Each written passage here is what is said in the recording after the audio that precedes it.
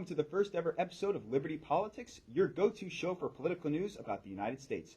Given to you straight, I'm Dylan Hicks. And I'm CJ Medeiros. Let's get to it. First up in New England governor news, in Massachusetts, Attorney General Maura Healey leads Republican former state representative Jeff Deal by 18 points. As for the rest of the New England area, in Vermont and New Hampshire, incumbents Phil Scott and Chris Sununu hold strong advantages over their Democratic challengers Brenda Siegel and Tom Sherman. In Connecticut and Maine, incumbents Ned Lamont and Jane Mills are favored to defeat their Republican challengers, Ashley Klaus and Paula Page. Finally, for Rhode Island, Democrat Dan McKee, who is looking to serve his first full term, will be running against Ashley Klaus and is projected to do so. Although polls usually at this time give a good idea of who will win, anything can happen, especially with Election Day only over a month away. Looking at the congressional picture, news site 538 has the House of Representatives flipping control to the Republicans.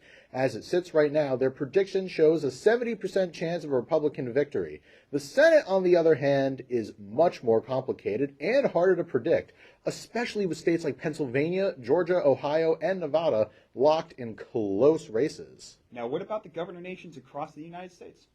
Well, states like Massachusetts and Maryland are poised to flip, but many governors like Nevada's Steve Sisolak and Wisconsin's Tony Evers are facing some tough races, and there are toss-ups abound in this cycle. However, many well-known incumbents like Ron DeSantis, Gavin Newsom, Greg Abbott, and Gretchen Whitmer are all considered safe bets for re-election. In other news, the inflation rate has held steady at about 8.3% despite the Inflation Reduction Act being signed into law. Many people await the big changes that were promised, but President Biden remains optimistic. And finally, Tropical Storm Ian is expected to make landfall in the state of Florida and in fact already has, now strengthening into a fully fledged hurricane. Florida Governor Ron DeSantis has ordered a state of emergency as he urges Floridians to make preparations now.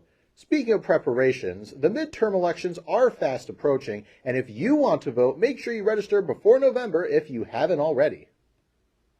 Well, that concludes the first episode of Liberty Politics on D News Network. I'm Dylan Hicks. And I'm CJ Medeiros, and thank you for watching. And remember, liberty starts with the people.